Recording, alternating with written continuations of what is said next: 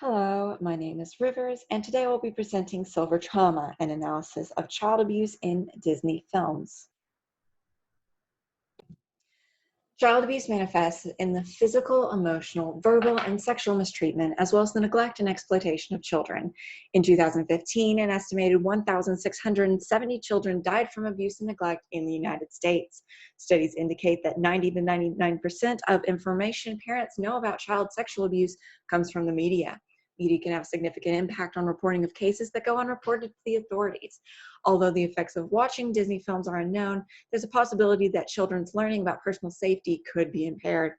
Even though current literature points to media as an important source of information for public understanding, research that examines the impact of mainstream culture, such as Disney, are few and far between. The purpose of this research is to provide a cohesive analysis of Disney's framing of child abuse since 1937 to 2010. By analyzing the lyrics of Disney films across time, we test whether the framing in newer films are taking into account more up-to-date information about child abuse. As a large media brand with vast influence in pop culture, Disney's depiction of child abuse could have an important role in the framing of child abuse in the public eye. In framing theory, the way in which media frames child abuse has real power to influence practice, policy, and perception of such issues, for better or worse. Before the use of media to shed light on abuse in the mid-1980s, survivors had no framework to describe or interpret their experiences. However, the media can also completely blow out of proportion or perspective a particular issue to the point of hysteria. This is known as moral panic theory. Disney has a history of difficulties adapting to the times, such as an analysis of one of their more recent films, Moana. There are inherent challenges of trying to get students to think critically and analyze the films they grew up watching, despite problematic themes. And an analysis of Sleeping Beauty films suggests that even in live-action remakes, themes regarding child sexual abuse are carried over. Now, my research question for this study is, how is child abuse depicted in Disney film music since the 1930s? And what kind of abuses are more likely to be suggested in the music? In this study, for my methodology, I have used a discourse analysis. A discourse analysis is a quantitative or qualitative study that analyzes how language functions and how meaning is derived in a culture or context. Discourse analysis was important in the study due to its ability to be applied to written, oral, and nonverbal communication to allow for the best analysis of the lyrics within their full context. This study uses a quantitative discourse analysis to analyze 49 Disney songs in 7 films. To measure validity of this study, 13 standards for dimensions of abuse were carefully defined according to the Prevention of Cruelty to Children and the National Child Traumatic Stress Network. Every category had predetermined categorizations to minimize the chance of error, and all 13 of them are listed below in Table 1.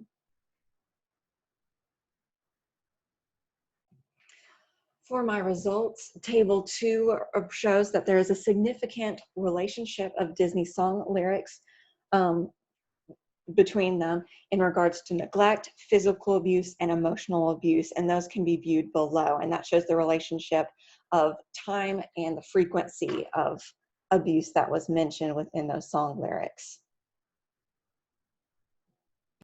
For my discussion, I have 3 different examples of the measures of abuse that were notable in my results. I'll play guitar and knit and cook and basically just wonder when my life will begin, and brush and brush and brush my hair, stuck in the same place I've always been. Trapped in a tower her entire life, Rapunzel finds many things to fill the time with, even though she feels stuck. However, Mother Gothel is not physically present to watch Rapunzel run herself around in circles around the tower, or she questions the lack of meaning and just wonders when her life will begin. Besides the emotional neglect and responsibility of keeping someone trapped in a tower all their life, Rapunzel is not supervised through her daily tasks, such as cooking and candle making, referenced throughout the song.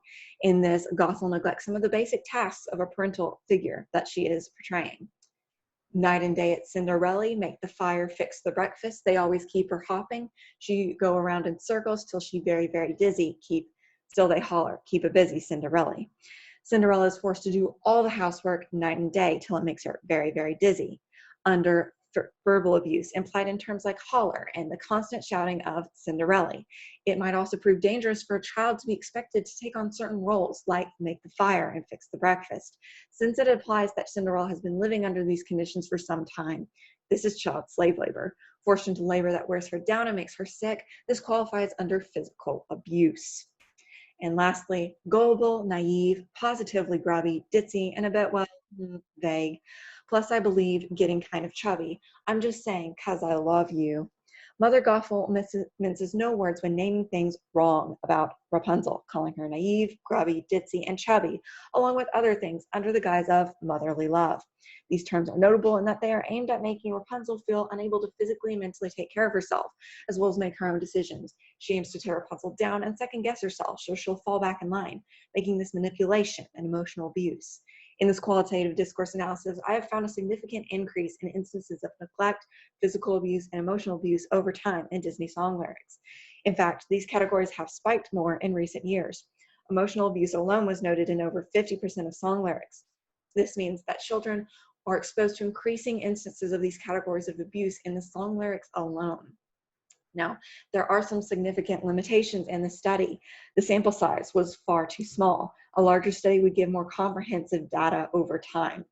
Also, recent trends in Disney films have increased the official ages of the princesses past legal adulthood. However, it is questionable whether they are portraying these characters as an actual older age, and that is something that could perhaps be explored in a study that looked at different elements. For the future of this study, I can see it being expanded to include a larger sample size, and more qualitative data could be assessed using the full context of the films. This has been Silver Trauma. Thank you for listening.